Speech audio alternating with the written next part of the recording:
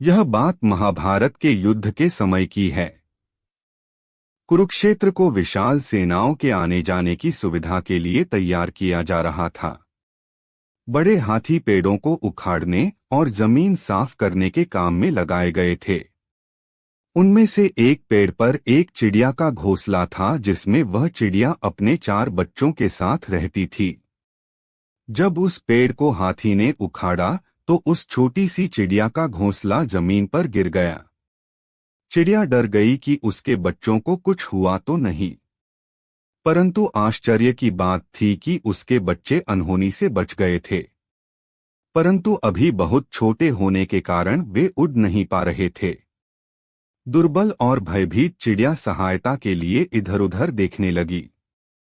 तभी उसे श्री कृष्ण जी अर्जुन के साथ आते हुए दिखे।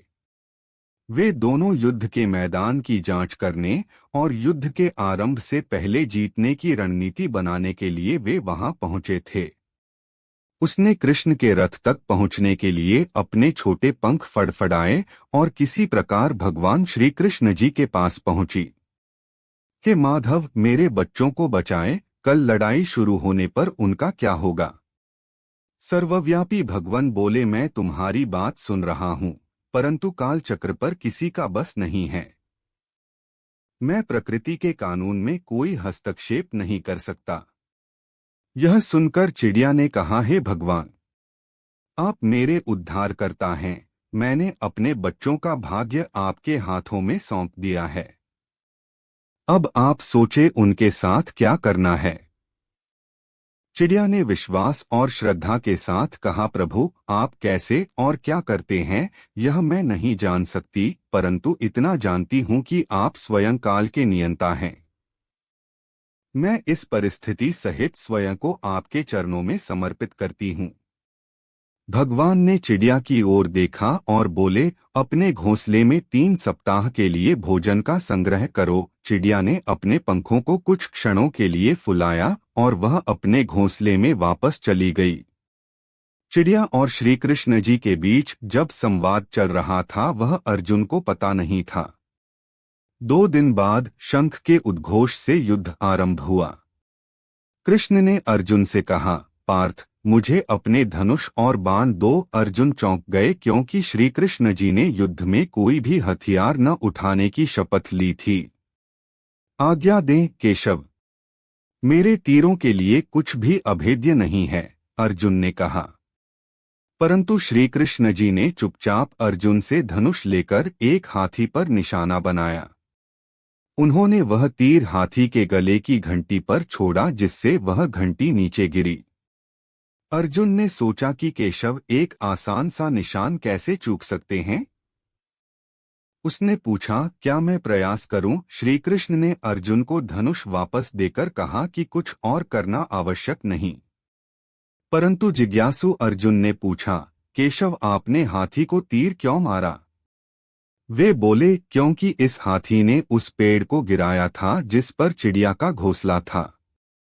कौन सी चिड़िया? और हाथी की भी गले घंटी ही टूटी, यह कैसा दंड है? अर्जुन ने पूछा।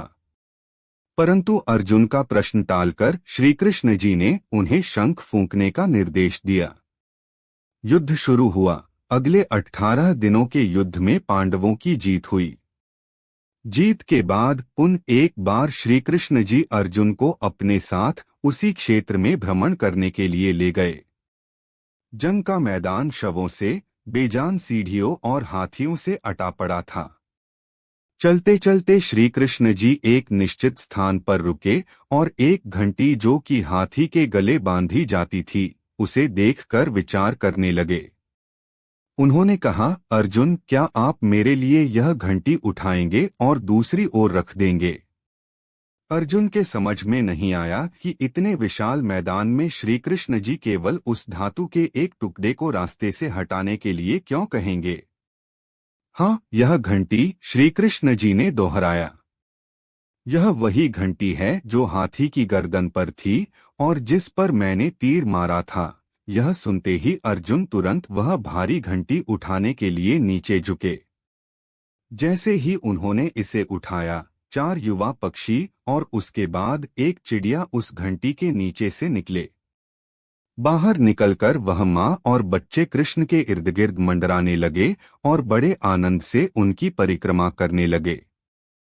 18 दिन पहले हाथी के गले से काटी गई एक घंटी ने चिड़िया के पूरे परिवार की रक्षा की थी। मुझे क्षमा करें हे कृष्ण, अर्जुन ने कहा, आप जगत पालक है, यह मैं भूल गया था।